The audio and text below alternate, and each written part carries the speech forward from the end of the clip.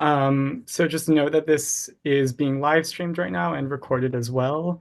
And so please keep yourselves muted, except when you're asking questions during the Q&A portion. And feel free to put any questions for the panelists to answer in the chat. And so I will give a little bit of a grounding, and then a little bit of an intro and context for all of this, and then I'll pass it over to the panel to get going. So I think we are coming into this from a moment of a lot of crisis, a lot of chaos, a lot of various parts of the world rising up and being subject to catastrophic states of things. And we're also coming out of this from of the recent UN climate conference that concluded this past Friday. And so the climate conference COP, or the Conference of Parties, uh, resulted in some really unfortunate takeaways and a lot of omissions. One of the biggest things that we're going to talk about that was omitted was that the US military is the #1 institutional polluter in the world, the Pentagon.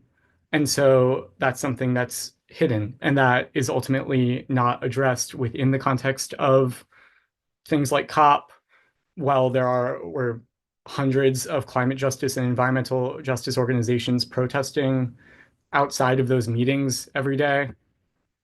And so I think for a lot of people here, it's very clear that we're in a moment of crisis. And that's been clear to so many people around the world.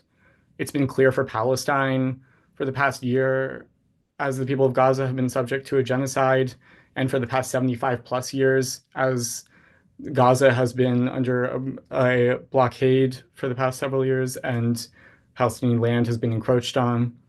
It's been clear for recent flooding in Appalachia, where there's been so much devastation from the climate crisis that the US military has caused from those emissions, but a complete lack of disaster relief. It's been clear most recently for the Cuban people who have been hit by a hurricane but unable to provide enough aid due to the US blockade that's been suffocating them.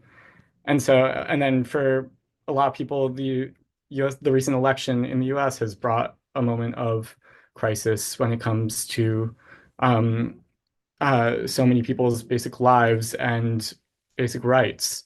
And some people are coming to that for the first time of understanding the crisis that we've been in, but we've been in this. The Biden administration was responsible for one of the largest military budgets in history. There have been student protesters who have been subject to brutal repression and and protesters who defending against the cop city in Atlanta and who that would cause complete environmental destruction for the sake of repressive tactics that have been linked to the Israeli occupation forces. And so it's crucial when we're talking about climate to talk about these things and to talk about the US military and to talk about imperialism. And that's what the War is Not Green campaign is. And I didn't introduce myself, but my name is Aaron and I'm the War is Not Green campaigner and CODEPINK's East Coast regional organizer. And so I'm going to let Patrick set the stage a little bit in a minute. But like I said, we walked out of COP with a really unfortunate deal that was not really a deal at all, where countries that have not been bound, the US has not been bound to any climate responsibility from any talk, and they played a crucial role in making sure that that is the case. And the deal of climate financing to countries in the global south that have borne the brunt of the climate crisis but been the least responsible for it was not something that countries in the global north are bound to at all and could allow them to get into debt traps. And so within all of this, Palestine and the genocide has not been addressed, even though it's been responsible for billions of tons of or millions of tons of emissions. China has been continued to be escalated on by the US despite its green energy initiatives. And there's been a complete abandonment of those who bear the brunt of it. And so, in moments of crisis, that's also a moment where we can move and make a difference and continue the climate movement, because there's only repression when there's a threat. And there's a lot of threats to those in power in the world right now. And so world dynamics are changing very quickly, in the Sahel region in Africa with BRICS. China, the anti-war, anti-imperialist movement galvanizing against genocide is the strongest it's been in decades. And so there's also a lot of moments to use this crisis to move forward and really set our sights on what needs to happen. And so I'm really excited about this panel because it's an opportunity for us to clarify the key tips of the spear when it comes to our liberatory movements and our ability to understand what we are confronting and move forward with that. And so I've been talking for a minute, so I'm going to pass it over to Patrick, to set the stage for a minute, for 10 minutes or so, on the intersections of climate and militarism. And so Dr. Patrick Bigger is the research director at the Climate and Community Institute, a progressive climate and economic think tank. Prior to joining CCI, he was a professor of economic geography at the Lancaster University in the UK. Among his many research interests, he has been writing about the intersection of militarism and the climate crisis for more than a decade. And so I'll pass it over to you, Patrick. Awesome. Thank you so much, Aaron. Thanks to CODEPINK for having us tonight. It's a real treat to join y'all. My introduction personally to organizing was fighting against the Iraq War when I was at university 20-something years ago. And so it's really great to talk to peace groups about this particular intersection of war, militarism, and the climate crisis, which is part of my portfolio at the Climate and Community Institute. So like Aaron said, I've been working on the US military's role in the climate crisis for about 10 years. And it's a grim topic. It's a hard topic to wrap your head around. It intersects with two movements that unfortunately I feel like right now are a little bit on the back foot in terms of both peace and climate. But nonetheless, I see some encouraging signs, not the least of which is the student organizing around the genocide in Gaza and how that's increasingly intersecting with the climate movement. So I think we're not in a great place, obviously, for a number of reasons, but there are some green shoots, and I think that this conversation is potentially one of them. So I'm really glad that we're having this call tonight. So in my little presentation tonight, I'll start with my view on what did and didn't happen at COP in Baku, Azerbaijan, relating to climate and militarism, and then just kind of overall what a failure the entire meeting and indeed the entire COP process was and is, and then get over to some high level stats and just sort of observations on how U.S. militarism intersects with the climate crisis. So the COP that just ended in Azerbaijan, COP 29, was branded as the peace COP, that issues of war and peace were supposed to be high on the agenda at the host's request. This follows on COP 28 last year in the UAE, which of course overlapped with the beginning of the Israeli assault on Gaza, where there was a lot of chatter amongst delegates about the role of war and invasion and empire in the climate crisis. This time, my sense is from my friends that were there on the ground, there was no such emphasis on peace per se at COP. Despite the fact that there was a whole program on peace-related topics, almost all of them dealt with driving climate action in conflict-affected areas or how climate finance could be used towards peace building in conflict zones.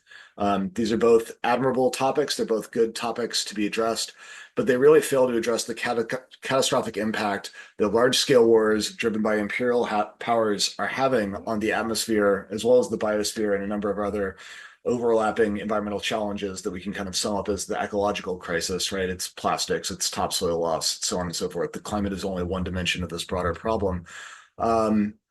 And we're certainly not addressing the role of huge standing armies, particularly that of the USA, on this ecological crisis. At COP, there were a couple of side events that delved into the topic of military emissions, but those events were primarily just about counting the emissions from militaries and from conflict. And the reason why that's even an issue is because back in the early 90s, during the negotiation of the original Kyoto Protocol, the George H.W. Bush administration, followed by Clinton, insisted on a carve-out for military reporting of emissions, which has made understanding the role of war and militarism in the climate crisis really tough to understand. And in fact, that's how I got into this work at all, was just that I was frustrated that I couldn't find a number on US military emissions. And so we had to reverse engineer it, because the US military itself certainly doesn't report these figures. So what we have to do is go in and reverse engineer them from Department of Energy reports on fossil fuel consumption, and then extrapolate from there. So we still don't have a full understanding of US military emissions on the whole. There's a number of different methodologies folks have tried, but at best, they all get you an incomplete picture. And I'll get to what that picture shows in a moment. Because accounting for emissions is all very well and good, but reporting remains voluntary under the Paris Accords. Most countries continue to not report military emissions, and those that do are often of dubious quality. The best estimates we have is that globally, militaries and their related industries, the sort of global military industrial complex, emit about 5.5% of total carbon pollution, which is double that of commercial aviation, which we often hear a lot more about in the climate change space. But that's because it's relatively easier to wrap your head around counting the emissions from companies that are required to report emissions, as opposed to militaries, which are not. What we do know for absolute certain is that the wealthiest 23 countries in the world spend 30 times as much on their militaries than they do on climate finance, sending money to those countries that Aaron mentioned, the ones who are least responsible for the climate crisis, but are feeling its impacts most acutely. Meanwhile, the US has allocated about $18 billion in military aid to Israel over the last 12 months, which is 1,000 times more than the US government promised to the Loss and Damage Fund at COP28 in order to compensate countries in the global south when climate change fueled disasters strike, which they already are with increasing frequency and intensity. There were moves made at COP29 to make emissions reporting more transparent, but ironically, the quote-unquote enhanced transparency framework is not going to tackle military emissions at all. So military emissions remain a black box in the international climate negotiating space. What did come out of COP, just real briefly, is that there was an agreement that the global north would mobilize $300 billion for the global south to deal with the climate crisis. That means that it's not direct grant money. That means that they're trying to coax private investors to pay up on this, which is 1 trillion short of what global south countries were demanding. Meanwhile, COP also doubled down on carbon markets and carbon offsetting and various other false solutions. So that policy space is very much not a space for solutions right now, and serious changes will have to be made to it, because both the headline outcomes are abysmal and the treatment of the military is effectively non-existent, despite the crucial role that militaries play in the climate crisis. And that's especially true for the US military, which is a climate villain of world historical proportions. As Aaron said, the US military is likely the largest institutional consumer of fossil fuels in the world. The US military alone emits more atmosphere warming substances than Morocco. If it was a country, the US military would be around number 40 on the list of national emitters. And this is the culmination of a long process of scale up in the consumption of fossil fuels by the US military. During World War II, the average US soldier consumed about a single gallon of oil today. Now that figure is north of 20. And those emissions multiplied across the roughly 2 million people employed by the US military, those emissions really stack up. The US military constitutes about 80% of all US federal government emissions. And on a per capita basis, the US military itself would be the largest emitter in the world, just above Qatar. And one of the things that we should remember when we're thinking about US military emissions is that even though emissions certainly rise during large-scale operations, everyday operations constitute the bulk of military's emissions. And there's two key dimensions to this. The first is the sprawling network of bases that the US operates around the world, which is somewhere around 750, although no one knows the exact figure. And keeping all of these outposts staffed and provisioned creates massive sprawling logistical networks for material, food, construction materials, and above all, even more fossil fuels. As General David Petraeus said in 2011, quote, "Energy is the lifeblood of our warfighting capabilities." And what he means here is fossil fuels specifically. And then the other major dimension here is the energetic requirements of the major weapon systems that the US military operates. Tanks, ships, and above all, jets are prodigious consumers of oil, and that intensity is rising. For example, the F-35, in addition to costing $2 trillion, is actually 40% less fuel efficient than the F-16 that it replaces. And that's really important because emissions from aviation constitute about 70% of total DoD emissions. So we were already burning a lot of jet fuel. Now we're burning even more as a result of this boondoggle weapon system. A weapon system that for that $2 trillion that it cost could have gotten the US fully halfway to decarbonizing the electricity generation capacity of the entire country. They're talking about really serious trade-offs here. But current emissions aren't the only way that the military intersects with the climate crisis. We can go as far back as you like, really. The transition from coal to oil by the US Navy at the turn of the 20th century instantly spawned massive guaranteed demand for oil. And then US foreign policy, of course, shifted to meet demand for that oil. From the mandate system that the UK set up in West Asia that secured oil interests for US and UK companies, to the construction of bases and refueling stations throughout the Indian Pacific Oceans, the US military has long played a significant role in the creation and protection of the global oil industry up until this present day. And then so that's the US military, the sort of high-level gloss of it as a climate villain. But I want to make one other set of points that I think is really overlooked in this conversation around the way that the military is poised to make the transition to a clean energy economy even harder. Because of various executive orders, and even on the basis of US military decision-making, the US military is transitioning in some ways to cleaner operations. That doesn't mean they're going to stop burning jet fuel anytime soon or voluntarily shut down a whole bunch of bases. But the Department of Defense has genuinely been a leader on doing things like adaptation for planning for bases. So like at Hampton Roads in Virginia, Norfolk, the world's largest naval base, they're building seawalls or installing distributed solar assets on bases. There's a number of ways that they're doing it. And one of them is that the military is required to convert all non-combat vehicles to electric vehicles by 2035 on the basis of Biden's executive order. And we'll see if that holds up. But assuming it does, we ran the numbers and found that for all the energy transition materials that it will require to convert the more than 100,000 ground vehicles that the DoD owns, all those materials, stuff like rare earth minerals, cobalt, lithium, copper, stuff like that, to convert to 100% EVs, you could electrify the entire Postal Service, all national parks vehicles, and put battery storage on over 7,600 federal campus buildings. So we're talking about really serious trade-offs here. And this is before we get into other ways that the Defense Department is consuming these very critical materials that have often devastating impacts at sites of their extraction in places like California, Nevada, Chile, and so on. Because of the DoD's growing voracious demand for data processing for things like AI targeting systems that are drawing tremendous amounts of electricity in addition to the materials that go into running those data centers.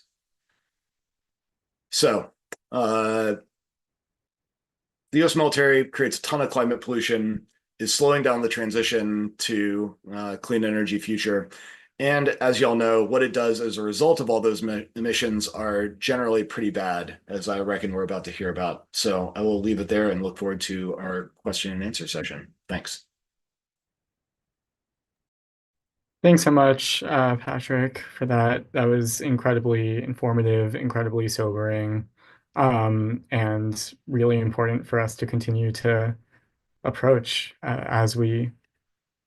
if we are serious at all about this. And so I'm going to pass it now to Nour, who is CODEPINK's Palestine and Iran campaigner.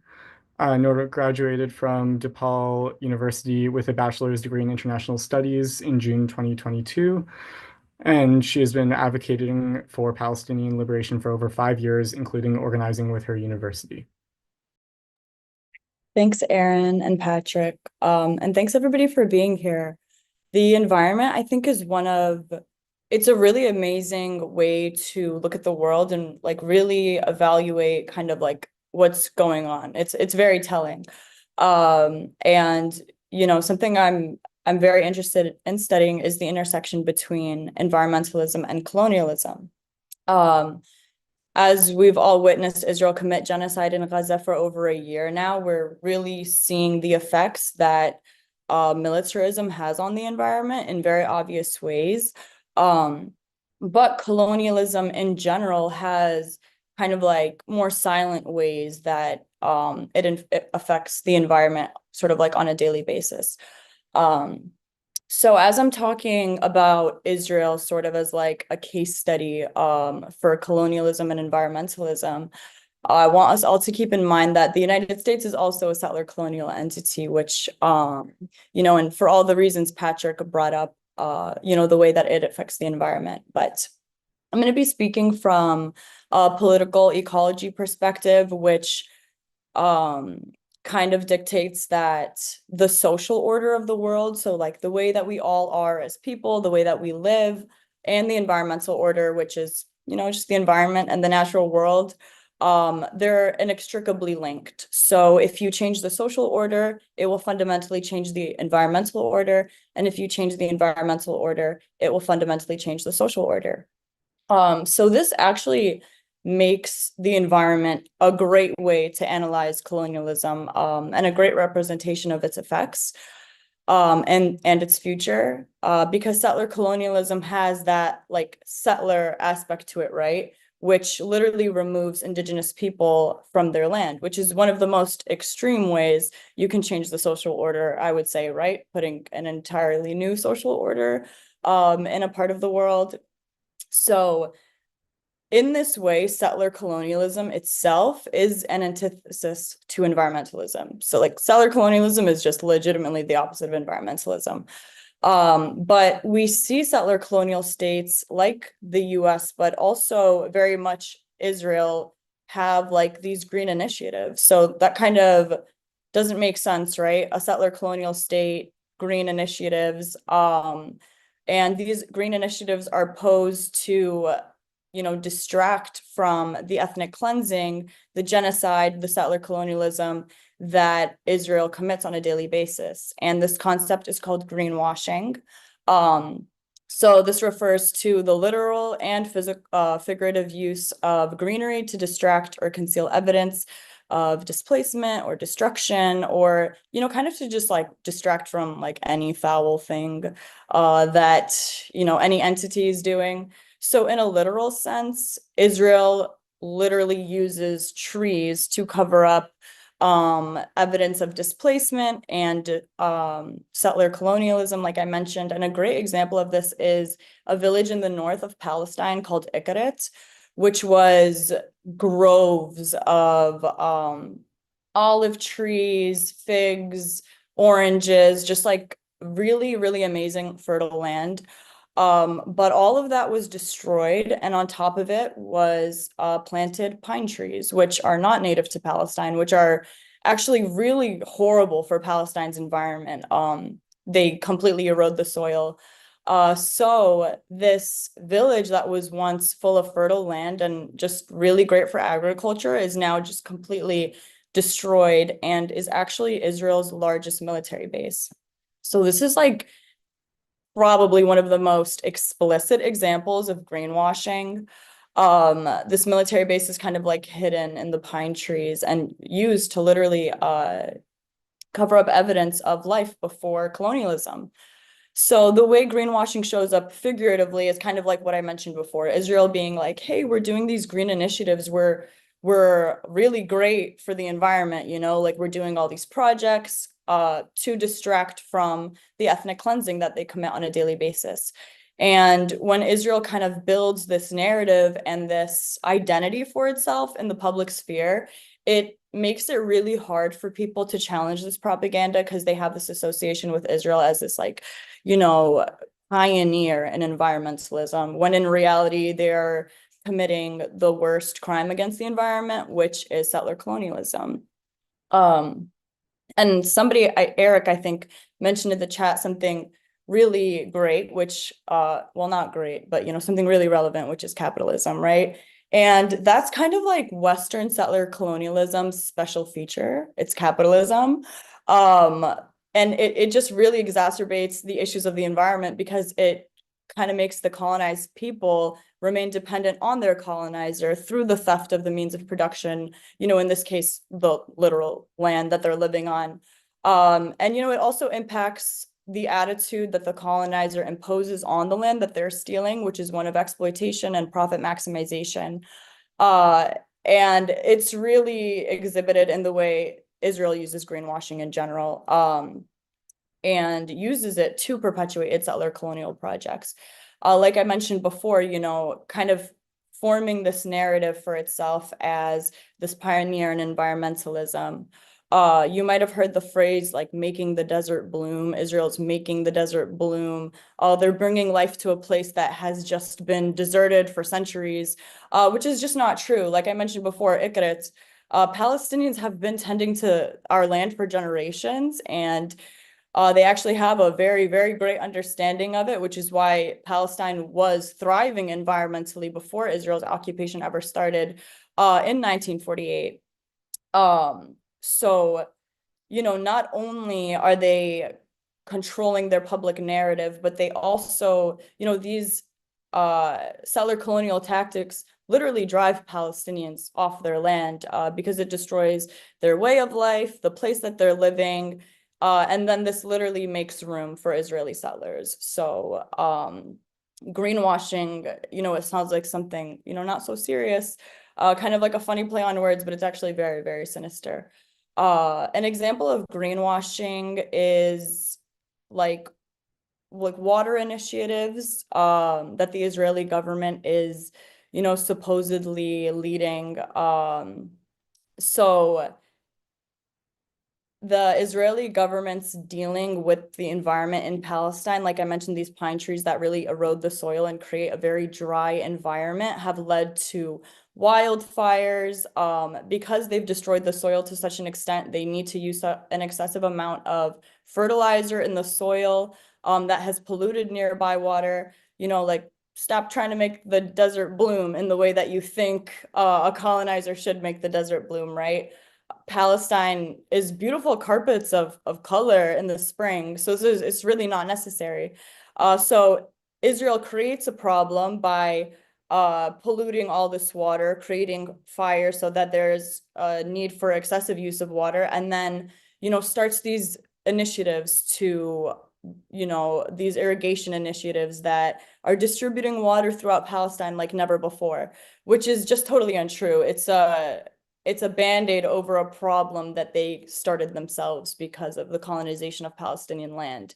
And then if you want to add insult to injury, we can get into the fact that Palestinians are barred from even benefiting from these irrigation projects that Israel is supposedly leading in. But I don't know. I don't think we have enough time for that. Um, something that is super relevant to this discussion is the fact that genocide is ecocide. Israel committing genocide in Palestine is completely destroying the environment through the obvious ways, like bombing the earth obviously is going to destroy it, right? Then that earth is destroyed. And not just that physical space, but that affects the entire and the global environment, like everything Patrick mentioned about the weapon system and its impact on the environment. And this isn't something new for Israel. Like I mentioned, the pine trees just completely destroying the environment. And Israel in general having an attitude towards Palestinian agriculture that is just simply an attack on it, systemically separating farmers from their land by drawing these arbitrary lines of what's Palestine, what's Israel. And even the farmers union in Palestine, when I visited Palestine, I visited UWAC, which is a farmers union, and they told us basically what their main job is, dealing with Palestinian farmers, making sure they have access to land and different seeds, and kind of just like being a seed bank, right? Very, very harmless. They're essentially gardeners. The next day, after I had visited the farmers union, it was raided by the Israeli military with an order to forcibly shut down the farmers union.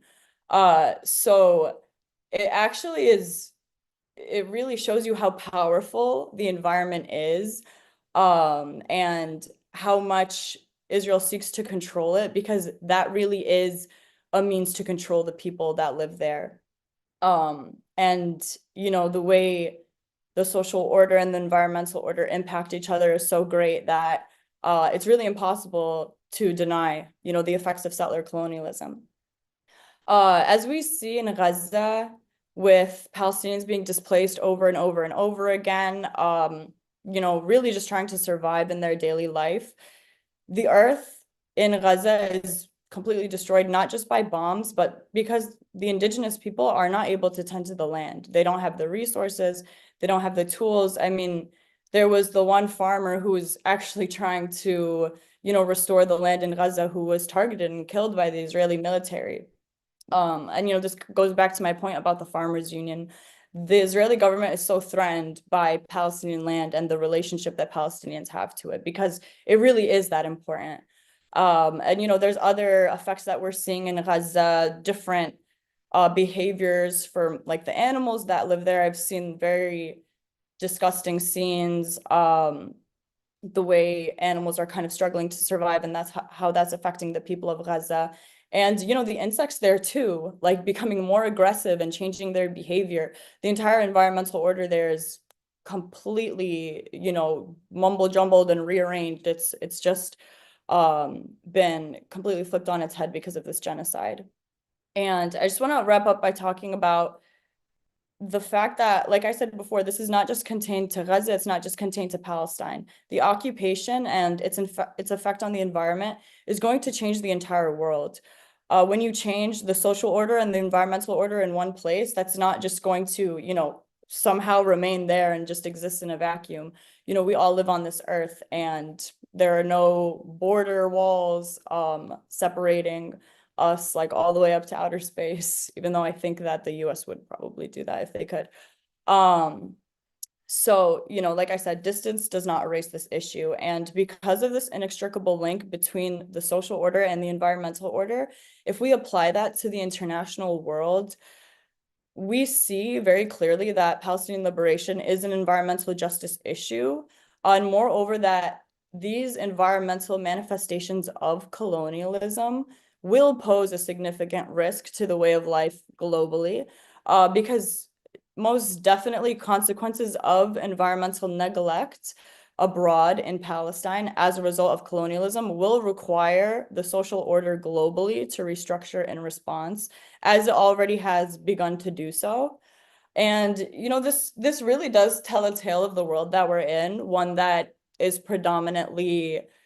dominated by a Western approach, capitalism, white supremacy, these things reign supreme, which is exactly what we saw at COP. So I think I'll wrap up there because I'm going a little bit over time. But yeah, we can't talk about the environment without talking about Palestine and militarism. Thank you so much for that, Nour. You continue to show why Palestine is the guiding light for our collective liberation and safety around the world, and the importance of indigenous people, maintaining 80% of the world's biodiversity, and the necessity of land return and resistance to that colonialism. And so I will now pass it over to KJ to talk a little bit about the US and China's relationship that's been playing out on the world stage, and some of the US's hypocrisy around this, as well as whatever else you are planning to talk about. So KJ No is a political analyst, educator, and journalist focusing on the geopolitics and political economy of the Asia Pacific. He has written for Dissident Voice, Black Agenda Report, Asia Times, Counterpunch, LA Progressive, MR Online, Popular Resistance, and People's Daily. He also does frequent commentary and analysis on various news programs, including 500 interviews on the Sputnik news shows, The Critical Hour, The Backstory by Any Means Necessary, Fault Lines, Political Misfits, Loud and Clear. He recently co-authored a study on the military transmission of infectious diseases and its implications for COVID transmission. He's also the co-host of the China Report on Breakthrough News. And so glad for you to be here, KJ. I think you're muted. KJ.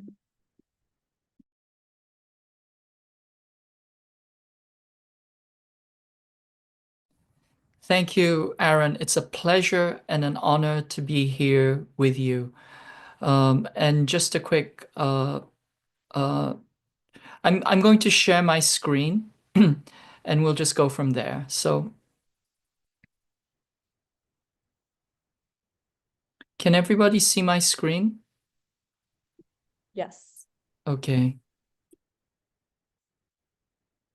So I want to talk, there's a lot of bad news coming out of COP. So I want to see if I can give some good news and put an optimistic spin on some of the things that are happening around the world, in particular in China.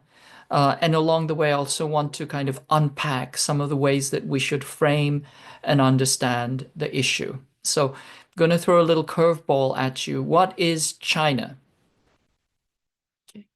Well, of course, China is a country, but it's also the name for porcelain. And porcelain is one of the most astounding and enduring technologies of human society. It was invented probably about 3,600 years ago, and it's, chemically inert, non-toxic, it's abundant, durable, and as much as human civilized products of human civilization can be said to be sustainable, it's one of the more or most sustainable things that we've had. It has very low environmental impact. And the Chinese started using this. They invented this about 3,600 years ago. And then we have, the highly sophisticated translucent ceramics from the Tang Dynasty onwards. Now, I have another question for you. There's another material that we're using, and it's more modern. It includes bakelite, PVC, perspex, polyurethane, polyethylene, Teflon, PET. Does anybody know what we call these categories of materials? And if you were thinking or saying plastic, you would be correct. And those of you who've seen a film called The Graduate, there's a scene in which one of the elder businessmen takes the young graduate aside and says, "The future is plastics." Okay, so plastics are really only about 100 years old, as opposed to porcelain, which is 3,600 years old. But already we have 6.3 billion tons of waste annually. And 80 to 90% is not recycled. It's larger than the biomass of all land and marine animals combined. Your average US person produces 130 kilograms per year. and 77% of breast milk is contaminated with plastics. And so that just goes to show you that, this is the difference between long-term thinking and long-term approaches versus short-term profits. Within 100 years, we have destroyed the planet with plastics at the same time that we have used ceramics for thousands of years with benefit and without noxious effects. So this is something that we have to think about as we consider climate change and climate responsibility. So the question that we have to tackle here is, who's responsible for climate change and how much of it? And my hint to you is, do not trust the mainstream media, because they will tell you that there is a certain culprit and it's completely wrong. And by way of illustrating that, I'll tell you a true story. This is a true story of two graduate students, Chloe and Jake, not their real names. They were both grad students, and they brought debt into the marriage. When they got married, it became their collective debt. Okay. Now, Jake brought in over $100,000 worth of student debt. Chloe was the smart one. She received scholarships all the way through. She took 2 graduate degrees at Harvard, was doing her PhD. She had 0 debt. She brought no accrued student debt into the picture, but she was buying the groceries for both of them. And so if you look at the credit card bills, it looks like that she was running up more credit on a daily or a weekly or a monthly basis. So then we have to ask the question, who is responsible for most of the debt? Should you blame Chloe for the debt? Of course, she's running up the daily debt, but we also have to understand that debt doesn't vanish or decay. It accrues, it compounds. We have to think of stocks, not flows. We have to think of the balance sheet, not the daily journal. And we also have to remember she's buying for both, and it's a common credit card. The sad part of the story is they got divorced, and she was saddled with half of their debt, although she didn't bring it into the marriage. That's a different story. That's a different kind of injustice. But I want us to understand also that carbon is a common budget and a common debt. It accrues in the atmosphere, and it lasts at least 300 years, sometimes up to 1,000 years. It doesn't vanish or decay. So we really have to think of carbon in the atmosphere as a stock, not a flow. We have to think of, again, the balance sheet, not the daily journal. And of course, the atmosphere is a commons. It's a shared budget. It's shared and used by all, and nobody can get more carrying capacity out of the atmosphere than what the atmosphere actually has. So if you look at a lot of the mainstream media, many times, if you look at the mainstream media, they'll tell you China or India, but almost always China is responsible for most of the carbon emissions. They say it is the biggest emitter. And when they tell you that, they are lying through the teeth. Why? As I said with our example with Chloe and Jake, we have to look at historical accrued emissions, because carbon dioxide accrues in the atmosphere. We also have to understand that it is about common production. China produces anywhere between 14 to 33% of the manufactured goods that the West needs. In other words, most of that carbon-intensive production has been outsourced to China. And then we also have to look at per capita emissions, because we want to look at how large the population is. And then we also have to think about threshold emissions from the standpoint of equity. So starting with that, if we look at the historical emissions of greenhouse gases, you can see the US is the overwhelming greatest emitter of greenhouse gases, followed by the EU and UK, and China is third. But you actually have to also, you can break it down by per capita, because China has a much, much larger population. It's 4 times that of the United States. So of course, its carbon footprint shrinks if you think about per capita. But of course, the media will not give it to you that way. And then if you think about cumulative carbon dioxide emissions per capita from 1850, from industrialization to approximately the current moment, you will see that China and India are minuscule amounts of emissions versus Canada, the United States, and Australia, which are really the hogs as far as the responsibility for carbon emission is concerned. And so, and then there's another way of thinking about this, which is really, you can think about there is a national fair share of carbon emissions, and which is 830 gigatons. And then you have to think about how much of this total fair share have the global North countries taken. And we can see that they're responsible for 92% of the fair share of the budget, up to 350 parts per million.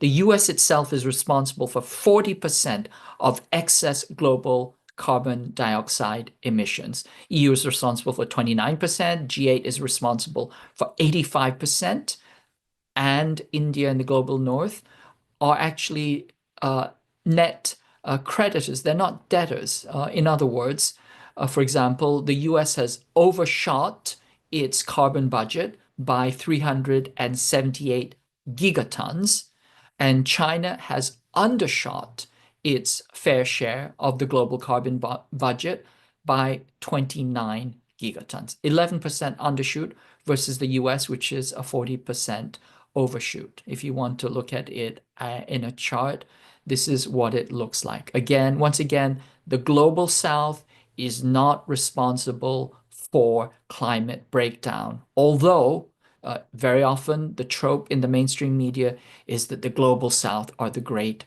polluters and the emitters. That is not correct. So once again, we can assert that the responsibility for the climate crisis overwhelmingly lies with the global North. Okay, and the US has the greatest share of responsibility. This is just one more little picture. You can see that most of the carbon intense manufacturing has been offshored to China. So if we were to track this back, we would see that somewhere between 14 to 33% of China's annual greenhouse gas emissions are actually Western emissions that have simply been offshored. So again, we are being misinformed. So there are a couple of things that you can think about. The greatest contributor to pandemic proliferation that you've never heard about is the US military, because it has 170 base. Because it has military in 170 countries, and the military goes in and out of these countries with no concern or no controls regarding public health. They simply go in and out. They don't have to be tested or be held to any public health standards. And that's why historically militaries have been the greatest distributors or disseminators of pandemics, and in particular the US itself. There are good studies around that, one of which I was the author of. It's also the military is the greatest contributor to sex trafficking and violence against women that you've never heard about. It is the third rail. You will never hear about it, but from a historical and statistical and economic standpoint, it is the indubitable greatest contributor. And of course, as I'm pointing out here, it is the greatest institutional greenhouse gas emitter that you have never heard about. And as our earlier presenter said, 5.5% of total emissions are considered to be military, but these are routine emissions only. So we actually don't have a good picture. But even if we take only routine emissions, it would be probably the fourth most polluting country in terms of annual emissions. Now, after the Russia-Ukraine conflict broke out, they started to attempt to measure the amount. And they say that, you know, the Russia-Ukraine conflict has emitted maybe 150 megatons, the equivalent of a small country like Belgium. But we really don't know. What we can calculate regarding the US bootprint, according to the Watson-Brown costs of war, is that it's probably been on the order of 1.2 billion tons. And there's a Boston University study says that since 1975, the US military has released 3.7 billion tons of carbon dioxide equivalents. Just to give you just a kind of a thumbnail to measure that against, it's estimated that your average car emits 4 tons of carbon dioxide, the equivalent of 4 tons of carbon dioxide per year.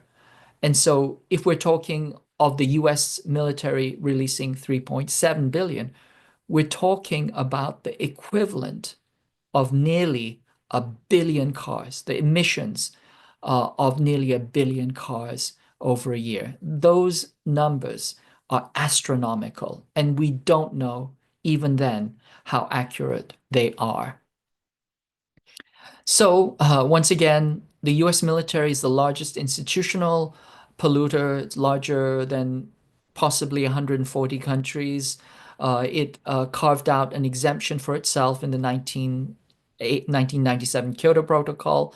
Paris 2015 protocol required reporting on a voluntary basis. So we really don't have any good information.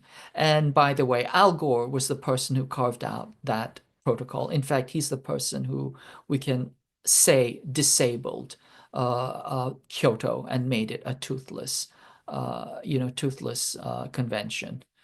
So just to look at another example, because we brought up Gaza, the 120 days of bombing in Gaza, let's forget the human catastrophe, the monstrosity of genocide, and just think in terms of numbers and abstract, figures regarding carbon. That itself is greater than the annual emissions of 26 countries, 99% of which, of course, was created by Israeli forces. The infrastructure costs of that war is probably greater than 36 countries. And if there is any rebuilding, and that is a big if, because it looks like genocide is still the agenda, that rebuilding would be greater than the carbon emissions of 135 countries, or equivalent to that of Sweden or Portugal. And so these costs are extraordinary. So what we really need to think about is, in order for us to start to think rationally about greenhouse gases, there has to be real reporting. I want to emphasize that the Pentagon has never passed an audit simply on its budget, let alone its greenhouse gas emissions. But still, there has to be real reporting about carbon emissions and carbon consumption. And then there has to be analysis and planning, there has to be reduction, and of course, there should be base closures and conversions. In other words, if we shift to a peace economy, there will be a much, much greater chance that we have of saving the planet. And then regarding saving the planet, there is some real hope. And that is what China is doing. According to experts, they're saying that the world has never before seen a climate constitution on the scale that China is doing. It's just extraordinary things in terms of building out sustainability. And just what China is doing by itself will cool the planet by 0.2 or 0.3 degrees Celsius, which may not seem like much, but in a situation where every fraction of a degree counts and has catastrophic effects, that is actually quite extraordinary. And if all of the countries, or some of the countries, or just even some of the G7 countries did what China was doing, we would actually have an outside chance of dealing with climate change. China's already peaked its carbon emissions. It is a renewable power. It's a renewable renewable energy superpower. It's 46% of new solar and wind generation. It's 33% of renewables, 50% of wind, 85% of photovoltaics are from Chinese technology. It has incredible low carbon transport. 50% of all cars sold in China now are EVs. And then it does afforestation the size of Belgium every year. And of course, this has to do with the fact that it is not a capitalist society, but a socialist society that can structure and plan in a rational way. So, as I said, once again, it has more solar parks and wind farms than any other countries in the world. You know, it's 99% of all the electric buses. It aims to have 325 million electrical vehicles operating by 2050, 38,000 kilometers of high-speed rail, so extensive and effective that air travel inside the country is starting to become obsolete. And no country has as dense, large, and efficient system of clean public transportation as China. And then, of course, as I mentioned, it has the most radical carbon sequestration technology in the world. And it uses the oldest carbon sequestration technology in the world, which is trees. It creates a forest the size of Belgium every year, which is to say that it's doubled its forest coverage in the past 40 years. And there's so much forest coverage increase that it's visible from space, that, you know, NASA Ames laboratory has pointed out through its satellite analysis that China is constantly greening the country. And then it's even doing small things, you know, like, for example, people say, well, lithium is very destructive to mine. This is true. But the Chinese are finding ways to use solar power to extract lithium from seawater in a way that is effective, safe, and cost efficient. They're using, for example, micro desalination kits the size of a suitcase that's powered by the sun, and this using the kind of micro convection of the system, the kind of the Halene cycle of the ocean itself, but reduced to the millimeter level. It has these small kits that create 4 to 6 liters of potable water per hour, which would be incredible for a place, for example, like Palestine, where access to water is being weaponized by the Israelis. And of course, you know, batteries are polluting, but what they do is they downcycle the battery. So if a car you know, is no longer able to hold, a car battery is no longer able to hold its charge, then it's cycled into industrial use. And then after its capacity diminishes, then it's cycled down into household use, etc. So there's this constant recycling, downcycling, upcycling, and technological innovation that really makes a difference. It really is a world leader in terms of sustainability. And it has written sustainability directly into its constitution, which is extraordinary. So that is the hope. And of course, there is a bad part of this, which is that the United States believes that, and this is from Foreign Policy magazine, that in order for the US to regain its edge in great power competition, it has to return to a policy of energy dominance, which acknowledges the central role of fossil fuels. In other words, leaning on fossil fuels as the United States' principal energy source is a way of reclaiming US influence over the geopolitics of energy. In other words, the US is saying, and this is the elites talking to each other, they're saying that we are going to double down on fossil fuels, forget about renewables. Certainly, we're not going to do renewables if China is the leader in them. We're not going to give China its place in the sun if that means that we are not the top dog. And in other words, they're giving a great big FU to the planet. They're saying that we would rather destroy the planet than actually find a rational way to work with China or other countries to green the planet and to avert catastrophe. In other words, they're saying we would rather destroy the planet than give up our power and privilege and hegemony, which is the horrible and terrible thing. But I want to emphasize despair is not an option. What we need to do is we need to educate, we need to take action, we need to work together. And of course, the key thing right now is the US is escalating to war against China. And as it escalates to war, once again, not only is war tremendously polluting and dangerous, but if they succeed in destroying China through war or through containment, they will also destroy China's model of sustainable development, which really offers the world hope. And so this is another reason why we have to work to prevent war. It's tied in to our desire to preserve the planet as a sustainable place for humanity and the rest of, nature to coexist.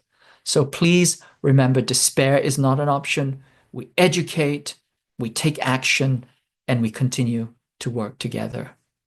Thank you, everybody. Thank you so much for that, KJ. That was so incredibly informative. And I know I'm definitely going to go back and watch this more as a resource. And I think, it's incredibly important to reorient and think about the major changes on the world stage happening right now. Someone mentioned BRICS as well in the chat. And so KJ just talked a lot about hope, which I think is incredibly important to just give us direction. And I think I mentioned before in sort of crises as a moment to do that. And so it's past 9. And so we are a little short on time for too many for too much Q&A. But I will just give Patrick and Nour both a moment to sort of give their own sort of versions of what hope is as well, as a closing, or any directions or calls to action that you have for the audience. And KJ also, if you have any calls to action. But just for like only a few sentences if possible for the sake of timing.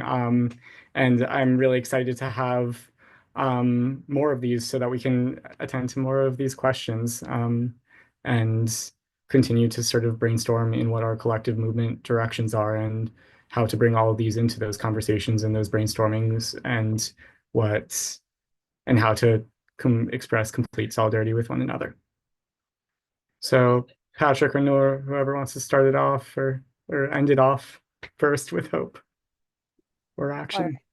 I'll go ahead. I think something that gives me hope is everybody here, honestly. You, Aaron, Patrick, KJ, everybody who's invested in this work and committed to not only educating people, but also empowering people to take action themselves. It's the most I've seen people talk about Palestine in my entire life, which I think is great. And a call to action, I really encourage you all, as like the holiday season is coming up, to not stop keeping up with Palestine. Make sure whether it's social media, Al Jazeera, Electronic Intifada, Middle East Eye, these are all great ways to keep yourself updated on what's happening in Gaza, because the Israeli military often uses holidays to, count on us being distracted and to commit more atrocities in Palestine. That, and talk to your family about it too, maybe like 3 people who don't normally talk about Palestine. You can talk about it with them. Thank you. Patrick? Yeah, absolutely. Co-sign what Nour said there. Don't stop talking about Palestine. I think in terms of like US domestic policy, I know that it can feel yucky to think about opportunities given the incoming administration, but I do think it behooves us to do so.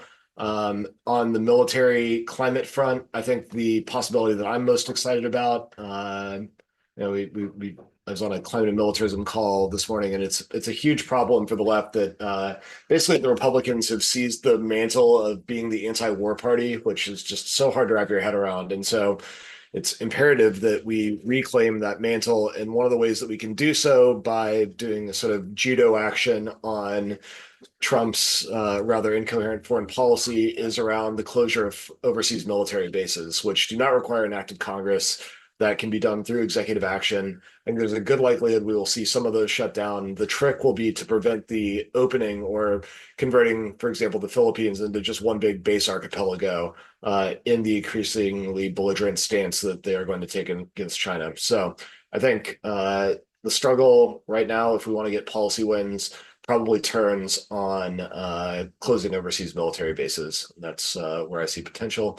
And then lastly, I would just plug climateandcommunity.org. It's the website of the Climate and Community Institute. We work across every economic sector, thinking about just approaches to decarbonization that creates healthy, thriving communities for everyone in the US and around the world. So if you are ever interested in anything climate related, militarism or otherwise, please reach out to me or just hit up our website.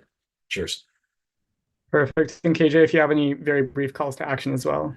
Yes, I think the key thing that we should do, and it all comes together, is we fight for peace. Not only it will save human lives, but it will save the planet. Please fight for peace and work together. Thank you. Absolutely. Thank you so much all once again, and thank you to everyone who came. And yeah, we'll have a follow-up email very shortly with more places to plug in and get some of these questions answered and learn more and collectively take action and really create this. So thank you all.